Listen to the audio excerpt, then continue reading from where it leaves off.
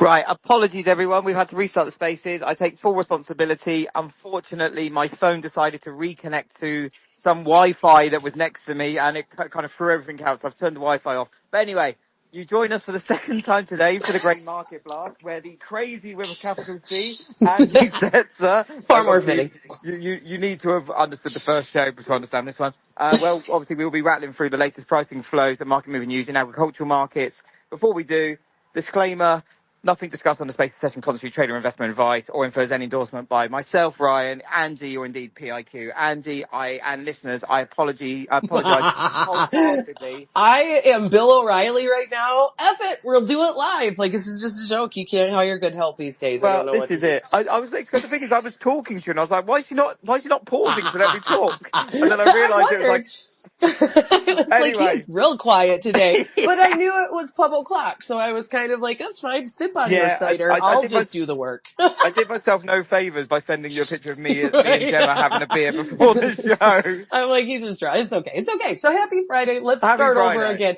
We're just going to start all over from the top. So if you heard the first part, guess what? The second time around, it'll probably be different. It's a different joke, at least. Maybe the same one. I don't know, but I'm used to repeating myself. So onward and upward. Here we go. Biggest things that we're paying attention to right now, obviously trade. We've got the EU and we've got China. The Secretary of Defense will meet with Vice Premier, the China's Vice Premier this weekend. And I kind of talked about this, and you can go back and check out the portion of the first show too. But like, there's a huge change, or there has been a huge change, I feel like, in the conversation, when it comes to negotiation between China and the U.S., versus 2018. Yeah, definitely. There you go. There, he's here. Yay. Yeah, this is what I was saying last time, and I was like, why isn't she agreeing? Yeah, before I was just like, maybe he thinks anyway. So there's a huge change in the way things are. Like, you've got the rare earth metals on the China side, and then you have this product, what was it that was, part of plastic manufacturing that the U.S. just basically shut off entirely, going into China. That was something that they were like, yo, we need that.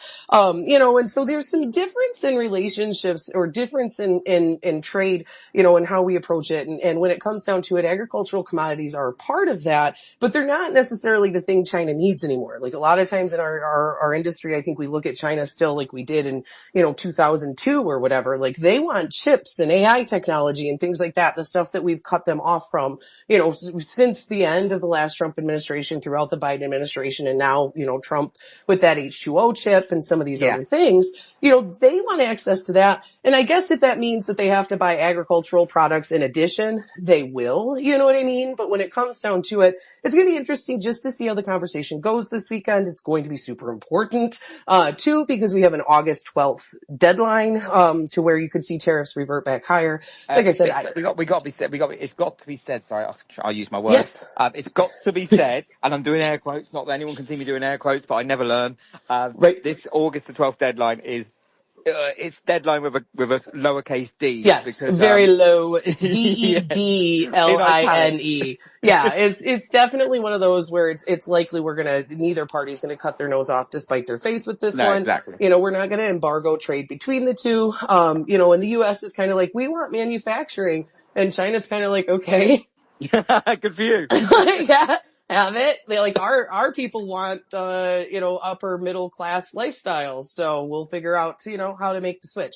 And so that's one of those things. We did see, the EU, Trump said this morning, 50-50 chance, that they get something put together. I said, before, like, I feel like we see this blow up. Like, I feel like we see like, okay, fine. I'm taking my ball and going home. You guys don't like what I'm offering. I offered it to Japan. They kind of took it, apparently. I don't know. There's some uncertainty there too, or of what the hell, happened in that regard. Or what is really enforceable versus what isn't, and some of these other things. But, from an overall standpoint, like, getting these deals right now, I think what we're figuring out with it is like getting these deals, and air quotes you can't see, because some of these are just verbal agreements that we have. Like, Japan said, we're not signing anything that says we're doing a $500 billion investment or whatever. And so we'll see. But in the end, like, the more that we can get away from negotiation and the threats of tariff increases and yada yada, which we're not good. Let's be honest. There is going to be a threat of tariff increases for the next 3 years. Like, that's just, it's going to be something that we have to get used to living with. It's like, me and you sat here, in the lead up to Liberation Day and say, look, anyone that's sitting here thinking that it's all going to be everything's going to be understandable, and everything's going to go quiet after Liberation Day. I hate to break it to you, but it's going to get far worse after Liberation Day. And Yes. again, after these deadlines, yes, okay, we'll have trade agreements in place, or well, potentially some trade agreements in place with some rock in the middle of the Atlantic with some penguins on it. Great news. 10% tariffs for them. But it's going They're to great be. negotiators, by the way. Yeah, oh, absolutely. I was doing like winged impressions then, and no one can see that either. I don't know what I'm Right. doing. But the thing is, like, we know what Trump and the administration are like. If any nation like peeves off Trump or the administration, he'll just come out with tariff headlines. Tariff Yeah. headlines just keep dropping again. It's going to Yeah. be it's going to be the sword of Damocles hanging over every nation. Oh, look at that for a highbrow. I freaking loved it. Hello. So that was good. That was really good. I can't even top it, and I can't even add anything to it. So I'm not even going to try. But it is one of those things I think we're going to get used to. I think we're going to grow numb to. The biggest thing I want to throw out there is like this whole doom and gloom and this idea that we're going to just completely destroy our ability to trade with the rest of the world. I've talked about this a lot. Especially in grain trade is very relationship oriented, and you aren't just going to sell the guy up the road or gal, who's been able to bring you, product and bring it to you as they've promised, it's hard to learn how to trust people in the physical grain business, especially when you're doing overseas business. And so if you think we're just going to completely turn the whole entire market structure on its head, because Trump, threatened tariffs or whatever, but the EU does, if we do see that blow up, there is going to be conversation about the European Union and its imports and, what it's going to do, because it is one of the market structures that we've increased our exports into. But it is going to be interesting too, simply because you're going to kind of run on fumes out of South America here for a while. So they're probably going to have to do something with the US either way, in the short term. So, we'll be watching that. We'll be watching all the trade thing. We just saw a headline drop too. Trump is nearing a trade deal with China. I'm going to guess, I feel like anymore, do you feel like this, Ryan, where we play the telephone game? Like you'll see one headline come out and then all of a sudden it like 5 minutes later, it's kind of the same Absolutely. headline, but it's a little like someone No, else just put a twist no, to it. absolutely. And this is, we get this whenever like high stakes news is on it. We're Yes. always getting multiple sources saying the same thing, sometimes saying opposite things. This is where taking a pinch of salt with basically every headline until you get it confirmed for a few Mm-hmm. different places seems to be the way forward. For instance, I'll tell you what, a great example of this, and we spoke about this on Monday, Tuesday, was Japanese PM. There were sources everywhere saying he was about to resign, and then he Yes. came out and said, I have no idea what we're talking about. Yeah. I have said So, no such thing. and this is why it's imperative to follow quality accounts and use quality news platforms such as PIQ. 100%. Oh, look what we've done there. 100. I love it. It's almost like we know what we're doing here. We Let's not get carried away. Yeah, exactly. So, next thing that we're looking at obviously is cash grain flow. I feel like the world's kind of starting to recognize that cash grain is not moving the way that we thought it should by this point. You're hearing more folks be like, hold on, wait a minute. I'm not quite sure what's going on here, but it's a little weird. You've got Brazil cash markets inverted. You're seeing, the European markets at this point in time, they're not inverted. They're offering pretty extreme carry, but there is more and more talk going on of, some of these end users and some of these buyers really starting to reduce their deferred bids. And so one of the things in grain, that you get to see, or that we tend to see, or needs to take place, is that you take away the incentive to put the grain in the bin. And so that's one of the things that we're going to start to see more and more of. And really that's going to be beautiful. It takes time because cash grain oozes. It doesn't move. So it's a very, very slow process. But, if we start to see this market to where it begins to invert and you start to see more in the way of cash incentive to move the grain in the front end, that's going to be the best way for us to figure out if we truly have the supply that everyone says we do or not. Because, some of what is taking place in the cash market right now has folks scratching their head. We did that conversation with Eduardo yesterday, and I was like, I'm confused. Like at the end of what he was talking about when it came to the corn market, he's like, me too. Because one of the things that we're seeing right now in this market, it's happening in wheat in the Black Sea and Europe as well to a certain extent, is just we were supposed to see as harvest progresses, you tend to see the cash market weaken. You see basis fall apart. You see, it needs to kind of allow the grain to come in and disperse and all of these other things, and the market has to work. We're not seeing that. And so that's either an indication that we overestimated the crop a year ago, underestimated demand, from last year as well.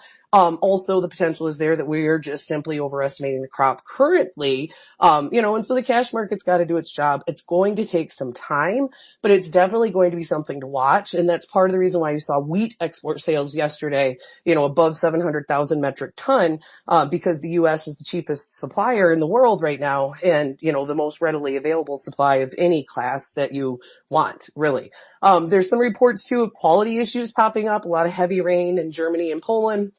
And some other issues of quality issues popping up in Brazil, to where most of their northern beans, or a lot of their northern beans at this point in time, are having difficulty meeting exportable quality levels. And so now we're seeing Brazil export, China bought 30 some cargoes last week. They bought another 25 to 30 cargoes this week. It's going to be really interesting to see if some of these, commercials or these traders, exporters, are exporting on the expectation of things to come. And suddenly you run into a quality issue and what you thought was there is not necessarily there.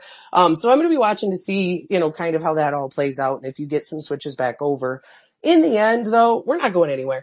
I hate to say it. I hate to break it to you. Yesterday we had that announcement that China had bought grain. The USDA corrected it with South Korea. And honestly, like the biggest thing out of that is we should not be getting South Korea's demand right now. Brazil should be eating our lunch. They are not. But the market doesn't care until China apparently comes in and buys, simply because it's psychological or whatever. Everywhere else you've got kind of this back and forth. I've got agronomists and farmers, people that, I trust that are not, out pandering. We're trying to make up a story saying that we do have some pollination issues. We have had some issues with it being a little too warm overnight. Like one of one of the things with corn is it needs a little bit of relaxation. I'm going to say relaxation, but cooler weather. There's also some reports that, too much cloud cover, too much heavy rain, can cause some issues. A lot of analysts are just laughing that off, and maybe it's right too. But I think we just gotta kind of continue to keep an eye on that, watch more of, stories from boots on the ground, what's going on with different groups, see if they have anything to add to it. We should get a clearer picture here over the next few weeks of what the true extent of the damage is. But, we're talking, at least at this point, a little bit. You could probably say a haircut, but we'll see where we head. Russia did start selling cash wheat yesterday too. That helped to depress the wheat market, but you can depress the wheat market just because it's a day that ends in Y. So with that, the biggest thing I was going to say, so obviously I am the tourist in this area. This is why one of the reasons I love doing the show, because I learn probably more than anyone else. But I've always had the impression you and me both. The wheat market seems to be the ginger stepchild of the Oh my agricultural gosh. market. Yes. it's just forever getting a beating. The thing with wheat that's so difficult, or more difficult than anything else, is like wheat is so, and no one signed on to learn this lesson, I guess, but it's so compartmentalized. So Chicago wheat is your soft red winter wheat and your soft white wheat. So that's specifically, some PNW and what's grown in the Eastern Corn Belt. And then you have Kansas City wheat, which Kansas City wheat just covers the Southern Plains. That's your hard red winter wheat. You know what I mean? And so that just covers a certain set of states right there. And then you get spring wheat, which is your Minneapolis wheat, and that's, your Northern Plains and things. Yeah, do you know what? That makes perfect sense, because I remember, 22 years ago when I started in markets professionally. I'm only a young whippersnapper. Well, I look Yes. one. I remember logging onto CME or CBOT and going, Jesus, how many different kinds of wheat contracts are there? A lot of them. KC, KRW, all this. Yeah. So what the hell? Well, and they tried to introduce a soft white winter wheat one, but it just didn't take off because there's 5 people that trade it, and most of them are psychos. I'm one of them. But when it comes down to it, that's the hardest part with wheat, is that it's just not. It's a specialized market. It's a niche market, honestly. It takes a special person. Yeah, it's not a niche market, but it's a niche market, right? It's a lot different than your corn and your soybeans, where, corn, you're trading a 15 billion bushel crop out of the U.S. every year plus, give or take, you got 4 billion plus. And, you have a lot of wheat, but once you break everything down and all of that, it's just, so wheat very rarely, gets a shot in the arm. I do think wheat has, is some pretty significant upside potential eventually. eventually. But literally I've thought that for like 5 months now. But So this is one of those I that hang up. you'll get poor staying long, but eventually you'll be right. Yeah, exactly. Yeah, being early is worse than being wrong in grains, Yeah. honestly. It's just one of those things. So, but it is what it is. And so we'll see. Biggest thing that we need is if there is a trade deal put together with China this weekend, or we see some sort of headline come out where there is an agreement that they are going to purchase more. I don't feel like the market has that priced in. I think the Yeah. sentiment has been exceptionally negative. Everyone still thinks that China's going to snub us. This, that, and the other thing. They can't, by the way, they can't. They need to buy probably at least 10 to 15 million metric ton from the U.S. really to just kind of continue to facilitate their Right. crush and stuff. Oh, there is going to supposedly an announcement out of Argentina this weekend coming. A lot of folks are saying that Milei is going to completely cancel or like make the export tax reduction permanent. One thought on that on my side, and I'm not alone in this. I've seen a couple other people kind of mention it. The only thing that really kind of made the export tax reduction work in the same sense as the soy dollar, corn dollar, things like that to incentivize farmer selling was that it ended. If you make it permanent, it's just now, okay, this is how the market works, and the Yeah, farmer and reverts back we to. spoke about this, I'm sure, a couple of weeks ago when we were saying it's just basically an accounting kind of, people were Yeah, getting stuff out of the way early because, they didn't know what was going to happen. Yeah, if that becomes the new norm, yeah, everything normalizes, right? That's the yeah. whole part of the process. Yes, that's exactly it. And so, we'll see how all things play out over the weekend and what they have to announce, because there are some folks that are saying, nah, that's not the announcement. But that is part of why you're seeing the market a little under pressure today Yeah, is, oh, well, if Argentina makes the export tax permanent, that's going to make their grains more competitive. They still have to sell it, guys. The farmer still yeah. has to sell the grain. And if you take away the deadline, you take away the need to liquidate. Now you could see some early stuff that they've held back because suddenly you're giving them a 40-cent gain on soybean bushels and 15 cents on corn or whatever. But once everyone gets caught up on their cash flow needs, they're back to sitting on it at this Yeah. point. And so yeah, it's the biggest thing that I have right now in this whole entire market setup is just trying to assess, is it truly a function of the farmer withholding grain out of the pipeline everywhere around the world in uniform? Are we perhaps a little out over, like I've been talking about, the sentiment is demand is overstated and supply is understated. Are we wrong in that? Because the cash market right now is starting to lean in that Got ya. we're wrong in that. So we'll see. It could just be a farmer thing, Yeah. but you're going to have to raise the price to get, to tell, basically. No. You're going to have to make the market move to incentivize them at this point. So with that, I think we're done. Exactly. Perfect. Well, Angie, thank you so much. Just a quick PSA. Obviously, as Angie said, we've got potential China headline risk over the weekend, potential EU headline risk, trade deal risk. I think there's more chance that there's going to be negative headlines on that front. And also, Trump is over in Scotland, sunny Scotland, to play a couple of rounds of golf at one of his golf courses. It's an unofficial visit to the UK, but Keir Starmer is meeting him. So again, headline risk on that front as well. So Do you it's just one of need a those. caddy? Is that Yeah, why well, Starmer's this is having it.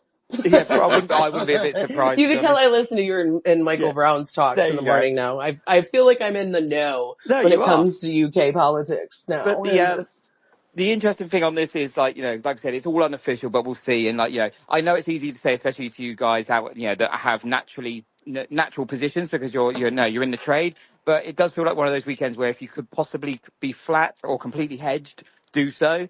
But we'll see. But I appreciate that's impossible for most people. But anyway, Angie, thank you so much for an incredible week. I could not love you any more if I tried. Listeners, thank you so much for tuning in. We really do appreciate you, and we really appreciate all the positive feedback we've been getting on these shows, which seems to be going from strength to strength. Whatever you're doing this weekend, stay safe, look after yourself.